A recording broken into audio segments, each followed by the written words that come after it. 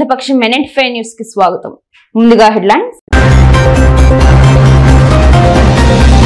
పవన్ కళ్యాణ్ కుల రాజకీయాలు చేయటం లేదు. వైసీపీ నేతల దాడిలో గాయపడిన ఉద్యోగిని పరామర్శించారు. ఎంపీ మిథున్ రెడ్డి వ్యాఖ్యలను తీవ్రంగా ఖండించిన జనసేన నేతలు. డిసెంబర్ 31 రాత్రి మదనపల్లిలో పీపీఆర్ కళ్యాణ మండపంలో సందడి చేయనున్న Jabardasth team mega comedy show. 10 సంవత్సరాలు ఎంపీగా పార్లమెంట్ పరిధిలో ప్రజలకు గుర్తుండిపోయే పని ఏదైనా చేశారా? మిథున్ రెడ్డిని ప్రశ్నించిన ఆర్జే వెంకటేష్. ఆపరేషన్ వికరించి రోగి మృతి. డాక్టర్ నిర్లక్ష్యం వల్లే చనిపోయారని మృతదేహంతో ఆసుపత్రి ఎదుట బంధువుల ఆందోళన. ఇక డీటెయిల్స్ చూస్తే, పవన్ కళ్యాణ్ కుల రాజకీయాలు చేస్తున్నారన్న ఎంపీ వ్యాఖ్యలను తీవ్రంగా ఖండించిన జనసేన నాయకులు. ఏపీ ఉప ముఖ్యమంత్రి పవన్ కళ్యాణ్ కుల రాజకీయాలు చేయడం లేదని జనసేన నాయకులు మైఫోర్స్ మహేష్, అడాపా సురేంద్ర, తోట కళ్యాణ్ మీడియాతో తెలిపారు. ప్రజలు ఇచ్చిన అధికారాన్ని అభివృద్ధికి కొరకు ఉపయోగిస్తున్నారని పేర్కొన్నారు. కక్ష రాజకీయాలు చేయడం లేదని చెప్పారు. రాజంపేట ఎంపీ మిథున్ వైఖరి మార్చుకోకపోతే తీవ్ర పరిణామాలు ఎదుర్కోవాల్సి వస్తుందని హెచ్చరించారు. గాలివీడులో జరిగిన ఘర్షణను పెద్దదిగా చిత్రీకరించి కులాల పేరుతో రెచ్చగొట్టే రాజకీయాలు చేయడం లేదని ఆరోపించారు. ఎంపీ మిథున్ రెడ్డి ఇది గ్రహించాలని హెచ్చరించారు. ఈ కార్యక్రమంలో మైఫోర్స్ మహేష్, అడాపా సురేంద్ర, తోట కళ్యాణ్, జనసేన పార్టీ కార్యకర్తలు పెద్ద ఎత్తున పాల్గొన్నారు. మన రాజంపేట ఎంపీ మిథున్ రెడ్డి గారు మన రాష్ట్ర ఉప ముఖ్యమంత్రి పవన్ కళ్యాణ్ గారి పైన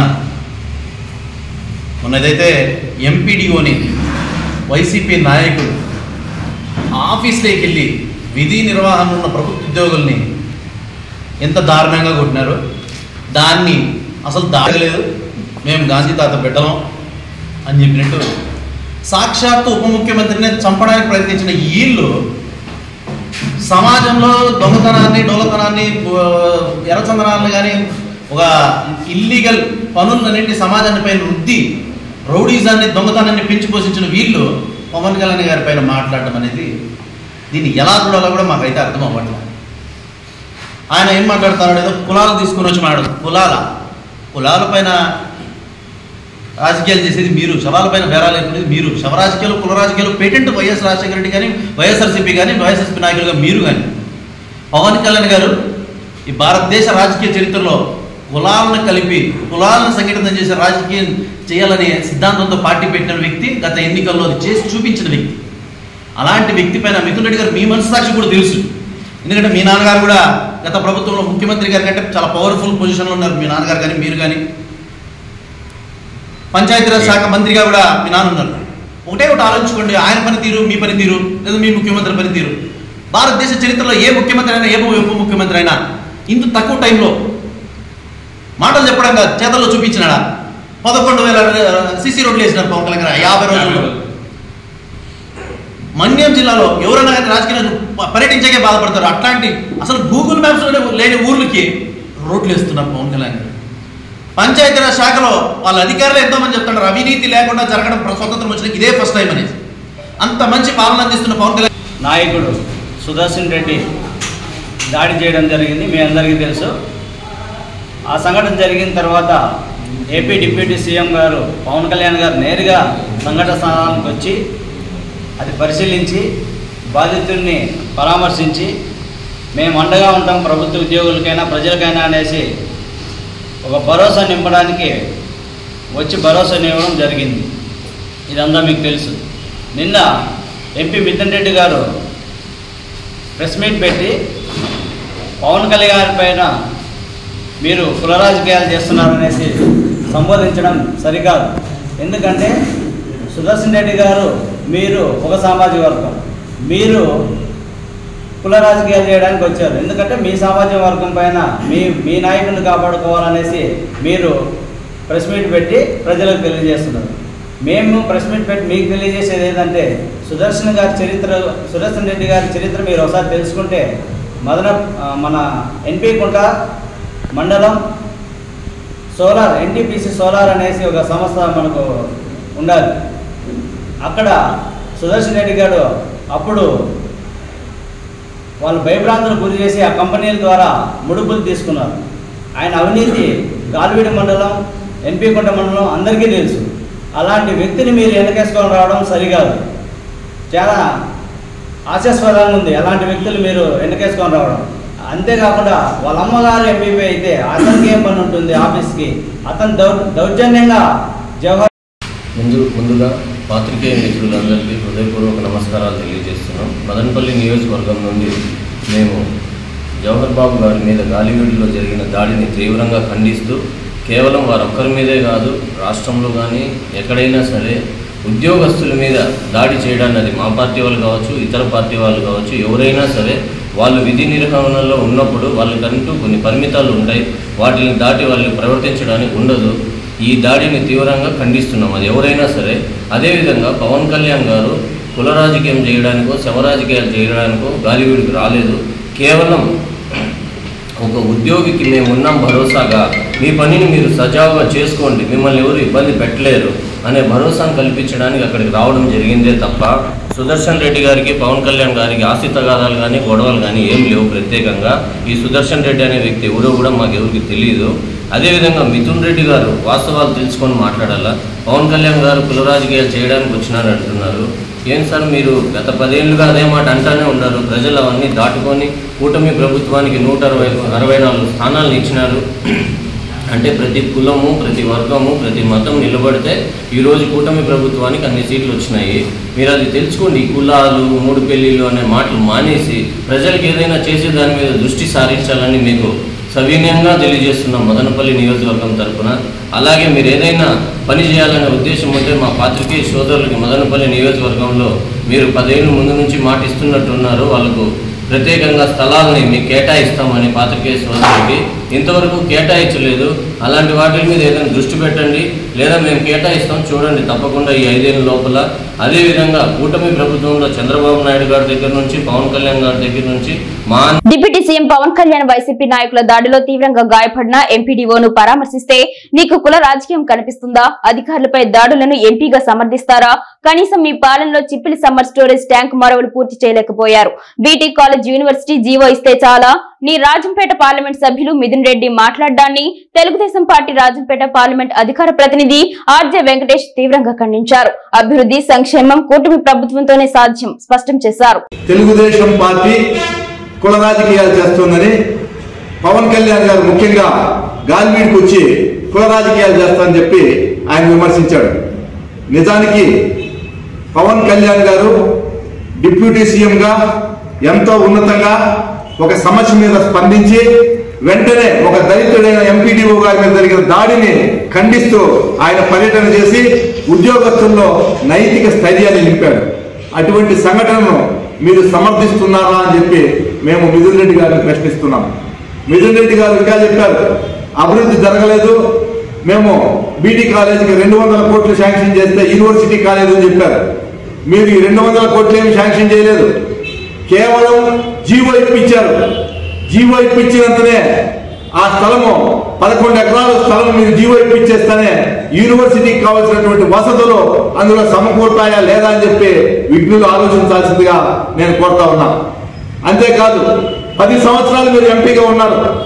ఈ రాజంపేట నియోజకవర్గానికి మీరు ఏం చేశారో మేము ప్రశ్నిస్తున్నాం.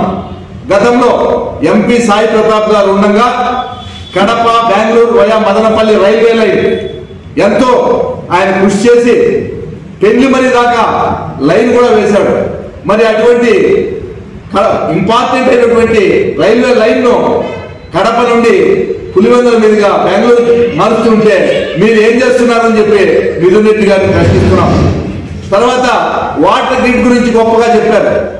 మీరు వాటర్ గ్రిడ్ గురించి గొప్ప విషయాలు చెప్పాల్సిన పనిలా మదనపల్లిలో చిప్పిలి దగ్గర ఉన్నటువంటి సమ్మర్ స్టోరేజ్ ట్యాంక్ కు మరో కట్టాలని చెప్పి మీ ఎంపీ నిధుల నుండి డబ్బులు ఇచ్చి వాటిని పూర్తి చేయమని ఎన్నోసార్లు విజ్ఞప్తులు చేస్తే మీరు పెడచమని పెట్టారు. మీరు వాటిని పట్టించుకోలేదు. ఈ నియోజకవర్గంలో ఎక్కడ కూడా రాజంపేట నియోజకవర్గంలోని 7 నియోజకవర్గాల్లో ఒక శాశ్వతమైన పని మేము ఇది చేశాము, ఇది సాధించాము, ఒక పెద్ద పరిశ్రమ మేము పెట్టించాము అని చెప్పుకునే దుస్థితి మీ దగ్గర లేకుండా పోయింది మిథున్ రెడ్డి గారు. మీకు ఆ చరిత్ర లేదు. అంతేకాదు ఇక మీరు చెప్పారు ఇదంతా కులపాలన అని. నిజానికి వైసీపీ పార్టీ అధికారంలో ఉన్నప్పుడు 1200 పోస్టులు నామినేటెడ్ పోస్టులు ఉంటే దాదాపు 780 పోస్టులను మీ సామాజిక వర్గానికి కట్టబెట్టింది నిజం కాదా అని చెప్పి నేను అడుగుతున్నా. మన జిల్లాకు సంబంధించి మదనపల్లె పట్టణం అవెన్యూ రోడ్డులోని సంజీవని గుండె సంబంధిత ప్రైవేట్ ఆసుపత్రి వద్ద ఆదివారం రాత్రి వైద్యం వికటించి రోగి మృతి చెందాడు. దీంతో రోగి బంధువులు ఆసుపత్రి ఎదుట మృతదేహాన్ని ఉంచి ఆందోళన నిర్వహించారు. బాధితుల కథనం మేరకు పెద్ద పంజాని మండలం రాయలపేట పంచాయతీ నాగిరెడ్డిపల్లికి చెందిన ఆర్ వెంకటేష్ 2 రోజుల క్రితం మదనపల్లిలోని సంజీవని ఆసుపత్రికి గుండె నొప్పితో వచ్చాడు. డాక్టర్లు రోగిని పరీక్షించి అత్యవసరంగా స్టంట్ వేయాలని సూచించడంతో అందుకు అంగీకరించి డబ్బులు చెల్లించి ఎంజియోగ్రామ్ చేయించారని తెలిపారు. అనంతరం వెంకటేష్ ను సొంత గ్రామానికి తీసుకుని వెళ్లిన కొద్దిసేపటికే విపరీతమైన నొప్పులతో తిరిగి ఆసుపత్రికి తీసుకెళ్లారన్నారు. డాక్టర్ ను అత్యవసరం అయితే బెంగళూరులోని పెద్ద ఆసుపత్రికి తీసుకెళ్తామని అడిగినా అవసరం లేదని తానే ఆపరేషన్ చేస్తానని డాక్టర్ తెలపడంతో మళ్లీ ఆపరేషన్ చేయించామన్నారు. అయితే ఆపరేషన్ జరుగుతున్న క్రమంలో రోగికి హార్ట్ అటాక్ రావడంతో ఆపరేషన్ థియేటర్ లోనే రోగి మృతి చెందాడు. 35,000 రూపాయలు హాస్పిటల్కి తీసుకొని మనిషి చనిపోయిన తర్వాత బాడీని తీసుకెళ్ళమన్నారు. మాకు ఇన్ఫార్మ్ చేయకుండానే మేము రాకుండానే వాళ్ళే హాస్పిటల్ వారే అంబులెన్స్ మాట్లాడి కనీసం ఏ ఊరికి వెళ్ళాలని కూడా వాళ్ళకి తెలియదు. అటువంటి వాళ్ళే అంబులెన్స్ ఎక్కించినారని మేము వచ్చి మాట్లాడతాం, ఒక రిపోర్ట్ చేయండి, ఏం ప్రాబ్లం జరిగిందంటే కూడా వినిపించుకోకుండా వాళ్ళే అంబులెన్స్ ఎక్కించి పక్కన రోడ్ల కొంచెం దూరంగా అంబులెన్స్ నిలబెట్టారు. మేము అడుగుతుంటే కూడా ఎలాంటి మాకు సమాధానం చెప్పలేదు. ఆయన ఆపరేషన్ కానీ ఎక్స్రేలు కానీ స్కానింగ్ రిపోర్ట్ కానీ ఏమడిగినా కూడా మాకు ఇవ్వలేదు డాక్టర్ గారు. మాకు న్యాయం జరిగే వరకు మేము ఇక్కడి నుంచి కదిలేదు లేదు. ఇంకా ఊర్లో నుంచి మా ఊరంతా కదిలి వస్తున్నారు. మేము ఎక్కడికైనా రోడ్ల గురించి. మదనపల్లి పట్టణం కొత్త బైపాస్ రోడ్డు వెన్నెల హోటల్ ఎదురుగా ఉన్న పీపీఆర్ కళ్యాణ మండపం నందు ఈటీవీ జబర్దస్త్ టీం సభ్యులు అగ్గిపెట్టి మచ్చ బాలుతో పాటు పెద్ద ఎత్తున కళాకారులు పాల్గొని సందడి చేస్తారని 31వ తేదీ రాత్రి 8 గంటల నుండి 12 గంటల వరకు కామెడీ షోలు, డాన్సులు, ఇతరత్ర కార్యక్రమాలు నిర్వహించడం జరుగుతుందని, ప్రేక్షకులకు బిర్యానీ, కూల్ డ్రింక్స్ అందజేస్తామని ప్రజలందరూ పెద్ద ఎత్తున తరలివచ్చి కార్యక్రమాన్ని విజయవంతం చేయాలని జ్యోతి ఈవెంట్స్ నిర్వాహకులు పిలుపునిచ్చారు. సోమవారం కళ్యాణ మండపం వద్ద జరిగిన కార్యక్రమంలో ఉప్పల్ బాలు, ఇతర కళాకారులు పాల్గొన్నారు.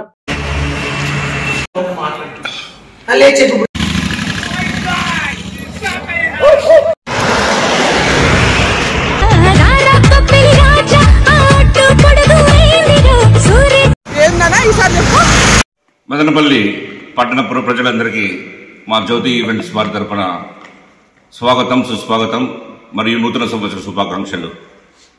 నూతన సంవత్సరాన్ని మనం సెలబ్రేట్ చేసుకునే విధంగా ఓ గొప్ప ఈవెంట్తో మన జ్యోతి ఈవెంట్స్ వారు మన పీపీఆర్ కళ్యాణ మండపం మదనపల్లిలో గొప్ప డాన్స్ హంగామా, అంటే డాన్సే కాదండి, మన కామెడీ జబర్దస్త్ ఆర్టిస్ట్ మన ఉప్పల్ బాల్ గారు మరియు అగ్గిపెట్టి మచ్చ ఇంకా వృషభ టీం మొత్తం క్రూ అంతా వస్తున్నారు ఇక్కడికి మన దగ్గరికి.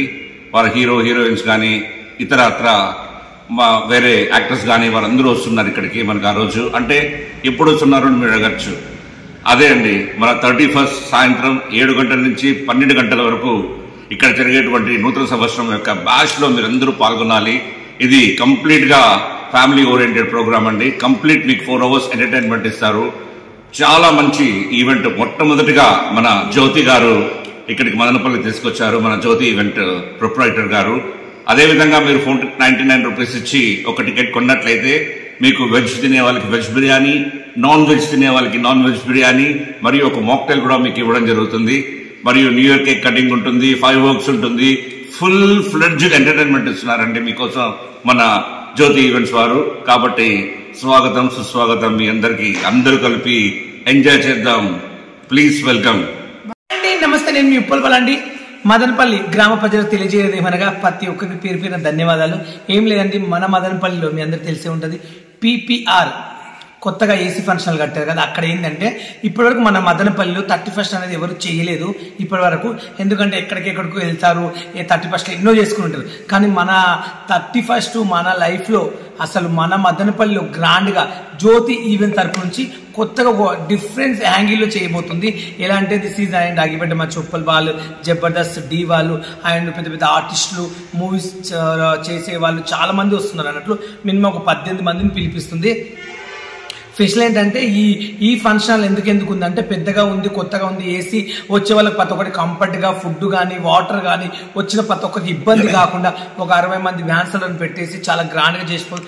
మెయిన్ స్పెషల్ ఏంటంటే ఇప్పటి వరకు మన ప్రపంచం కావచ్చు ఎక్కడ కావచ్చు మస్తు బాంబులు వేరుస్తారు, కానీ కొత్తగా ఏంటంటే ఈ మధ్యలో కనుక్కున్న టపాకాయలు అంటే ఇప్పుడు మన దీపావళికి ఎన్నో కలుస్తున్నాం అలాంటివి కాకుండా స్ట్రైట్ బ్రౌన్స్ అన్నట్లు ఇవి ఓన్లీ ఒక్కటి అంటి పెడితే ఇది ఓన్లీ ఒక అర్ధగంట సేపు పైన టపా అంటుంది అన్నట్లు. అది డిఫరెన్స్ గా ఇట్లా 31st ఇట్లా బుగ్గల్లాగా పువ్వులాగా కిందికి వస్తుంది కాబట్టి అది డిఫరెన్స్ గా ఇప్పటి వరకు మన మదనపల్లిలో కానీ ఎక్కడ యూజ్ చేయలేదు. అది ఫస్ట్ టైం జ్యోతి ఈవెంట్ తరపు నుంచి ఆ బాంబును మేము పేలుస్తున్నాం 31st కు. అది చూడాలంటే నిజంగా అదృష్టం ఉండాలి, అంత ఈజీ కాదు. అది ఇక్కడ నుంచి కాదు మేము తెప్పించింది, అమెరికా నుంచి తెప్పించాము ఇక స్పెషల్ గా దాన్ని. కాబట్టి చూడాలనుకుంటే ప్లీజ్ 500 టికెట్. కోట్లాది రూపాయల విలువైన స్థలం కమ్యూనిటీ హాల్ కొరకు 2004 సంవత్సరంలో SC welfare association president Sahadeva, SC welfare division president చిన్నప్పలు అప్పటి సబ్ కలెక్టర్ ను అంబేద్కర్ భవన్ నిర్మాణం కోసం స్థలం కేటాయించమని కోరడంతో స్థానిక Reddappa Naidu colony survey number 328లో సుమారు 8 గుంటల భూమిని కేటాయించడం జరిగింది. ఎస్సీ కార్పొరేషన్ నుంచి 25 లక్షల రూపాయల నిధులను భవన నిర్మాణం కోసం మంజూరు చేశారు. మంజూరు చేసిన నిధుల్లో భవనం బేస్మెంట్ వర్క్ నిర్మాణం పూర్తి చేసుకున్న అప్పటికీ అంబేద్కర్ భవన్ స్థలం తనకు చెందినది అని ఓ ప్రైవేట్ వ్యక్తి కోర్టులో కేసు వేయడంతో భవన నిర్మాణ పనులు ఆగిపోయాయని, తిరిగి 2018లో ఆ భూమి అంబేద్కర్ కమ్యూనిటీ హాల్ కు చెందిందని కోర్టు కేసు కొట్టివేశారు. మళ్లీ పనులను ప్రారంభించాలంటే ఆ భూమికి స్థానిక ఎంఆర్ఓ సర్వేయర్లు సర్వే చేయించి క్లియరెన్స్ సర్టిఫికేట్ మంజూరు చేస్తే నిలిచిపోయిన నిధులను తిరిగి భవన నిర్మాణానికి కొరకు విడుదల చేయడం జరుగుతుందని 2018 నుండి అనేక మార్లు సబ్ కలెక్టర్, తహసీల్దార్, ఇతర అధికారులు కలిసి సమస్యను వివరించిన స్పందన లేదని పునీత్ ఆవేదన వ్యక్తం చేశారు. జిల్లా హోదా కలిగిన మదనపల్లి ఈ రోజుకి అంబేద్కర్ కమ్యూనిటీ హాల్ లేకపోవడం చాలా బాధాకరమని పునీత్ అన్నారు. ఇకనైనా అధికారులు స్పందించి ఆగిపోయిన అంబేద్కర్ భవన నిర్మాణం పనులను పూర్తి చేసేందుకు చర్యలు చేపట్టకపోతే అంబేద్కర్ భవనానికి కేటాయించిన స్థలం కబ్జాకు గురయ్యే అవకాశం కూడా ఉందని ఆవేదన వ్యక్తం చేశారు. ఈ కార్యక్రమంలో శ్రీనివాసులు, ఆది, శశికుమార్, శశి, అబ్బాస్, పృథ్వీ, మహేష్, బాబా, నవీన్, వేణు, సాయి, సంతోష్, నారాయణ తదితరులు పాల్గొన్నారు. నిమ్మనపల్లి మండల కేంద్రంలోని బస్టాండ్ అంబేద్కర్ విగ్రహం వద్ద మండల తెదేపా నాయకులు నేడు విలేకరుల సమావేశం నిర్వహించారు. ఈ సందర్భంగా నేతలు మీడియాతో మాట్లాడుతూ విద్యుత్ ఛార్జీలపై తెదేపా నాయకులు మండిపడ్డారు. కూటమి ప్రభుత్వం రాష్ట్ర ముఖ్యమంత్రి వర్యులు చంద్రబాబు నాయుడు అమలు చేసిన సంక్షేమ ఫలాలు, అభివృద్ధి కార్యక్రమాలను అడ్డుకోలేక గత జగన్మోహన్ రెడ్డి ప్రభుత్వం హయాంలో విద్యుత్ ఛార్జీలు 9 సార్లు పెంచి ప్రజలకు ఎనలేని భారం మోపారని, ప్రజలు తీవ్ర కష్టాలు ఎదుర్కొన్నారని, వేల కోట్ల రూపాయలకు అదాని గ్రూప్ కు అమ్ముకొని వారి వద్ద నుండి ఒప్పందం కుదుర్చుకున్నారని కూటమి ప్రభుత్వంపై సిగ్గు లేకుండా విమర్శించడం తగదని ఆవేదన వ్యక్తం చేశారు. గత ప్రభుత్వంలో విద్యుత్ ఛార్జీల పెంచి ప్రజలపై ఎనలేని భారం మోపిన ఘనత వైఎస్ఆర్సీపీ పార్టీకి దక్కిందని వారన్నారు. ఇలాంటి తప్పుడు ఆరోపణలను వైఎస్ఆర్సీపీ నాయకులు మానుకోవాలని, లేకపోతే పరిణామాలు వేరుగా ఉంటాయని మండిపడ్డారు. తెదేపా ప్రభుత్వంలో ఎమ్మెల్యే షాజహాన్ బాషా ఆధ్వర్యంలో అభివృద్ధితో పాటు సంక్షేమం అందిస్తున్నారని అన్నారు. ఈ కార్యక్రమంలో మండల పార్టీ అధ్యక్షులు కోట రమణ, మాజీ జిల్లా కోఆప్షన్ సభ్యులు సుధాకర్ రావు, మాజీ ఎంపీపీ పారిజాత మల్లికార్జున, వడ్డెర సంఘం అధ్యక్షులు సుధాకర్, బీసీసీఎల్ అధికార ప్రతినిధి లక్ష్మణ, దేవేందర్ రెడ్డి, దామోదర్ రెడ్డి, నరేంద్ర, జగదీష్, శ్రీపతి, మాజీ సర్పంచులు రమణ, రఫీ శ్రీరాములు, గ్రామ కమిటీ అధ్యక్షులు Ramachandra, youth president Chinnababu, Vijay, Ganta Murali, BSNL Reddappa, carpenter Shafi, Reddappa, Shankara, NR Basha, Latif Khan, Raghu, Tedepa నాయకులు, కార్యకర్తలు తదితరులు పాల్గొన్నారు.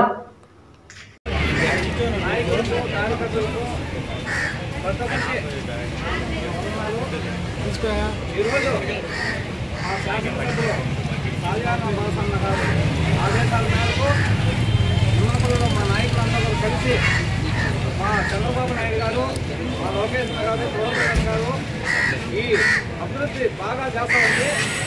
వారలేక ఈ ప్రజలు లేదో మా చంద్రబాబు నాయుడు పెంచాడు.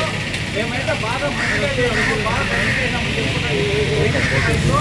ఎవరే చెప్తాను నాయకులకు మీరు 5 ఏళ్లలో కనీసం అంటే 22 సార్లు పెంచింది మీరు కరెంట్ ఛార్జీలు.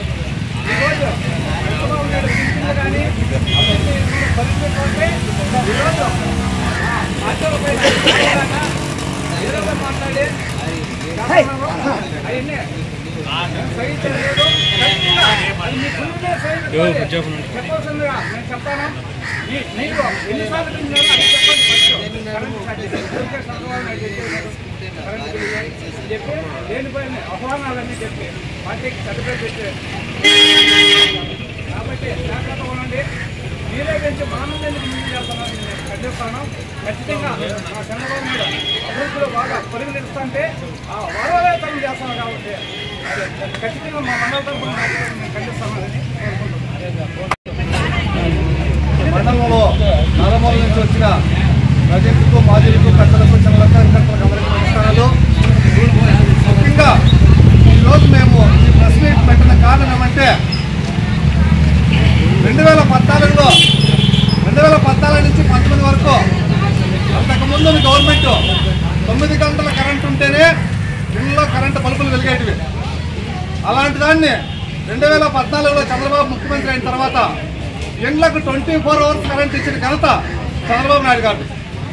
ఆ రోజుల్లో తెలంగాణ నుంచి విడిపోయిన తర్వాత మన ఆంధ్రప్రదేశ్లో మిగులు విద్యుత్ చూపించి చాలా తక్కువ ధరకే ఇచ్చిన ఘనత చంద్రబాబు నాయుడు గారితే.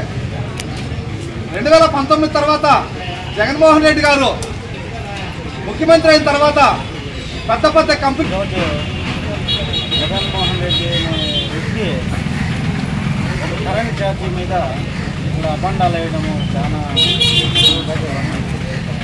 ఎందుకంటే మన రాష్ట్రాన్ని దిక్కులేని పరిస్థితి చేసేసినాడు.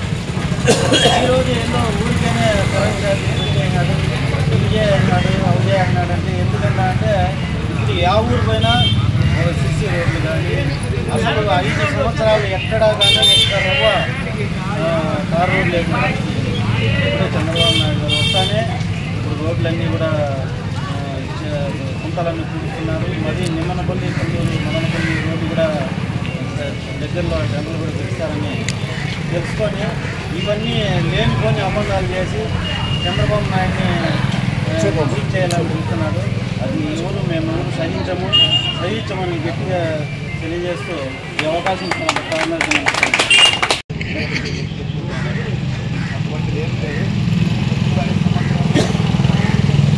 జగన్మోహన్ రెడ్డి గారు వాళ్ళకి కావాల్సిన అదాని కంపెనీకి 20 సంవత్సరాలు మన రాష్ట్రంలో మనం 20 సంవత్సరాలకు వాళ్ళ ముఖ్యమంత్రి వేసి 4.5 రూపాయలు లెక్కన దాంట్లో మళ్ళీ కమిషన్ 2 రూపాయలు మళ్ళీ ఏనపై వచ్చేటట్టు చేసుకొనేసి చాలా రాష్ట్రాన్ని సర్వనాశనం చేయాలి. రైతు కరెంట్ ఒక్కటే కాదు ప్రతి ఒక్కటి ఏదైనా ఎక్కువ అన్నీ కూడా సర్వనాశనం చేయాలి. వాళ్ళకి ఇప్పుడు చెప్పేదానికి ఎటువంటి అవకాశం లేదు. దేని మీద విమర్శ చేద్దామన్నా కూడా అన్ని పనులు జరిగిపోతున్నాయి రాష్ట్రంలో. ఒక రోజు ముందే పెన్షన్ ఇచ్చేస్తున్నారు. ఆదివారం కానీ పండుగ కానీ ఒక రోజు ముందుగానే రేపు ఇచ్చేస్తున్నారు. 1వ తేదీకి రేపు ఇచ్చేస్తున్నారు.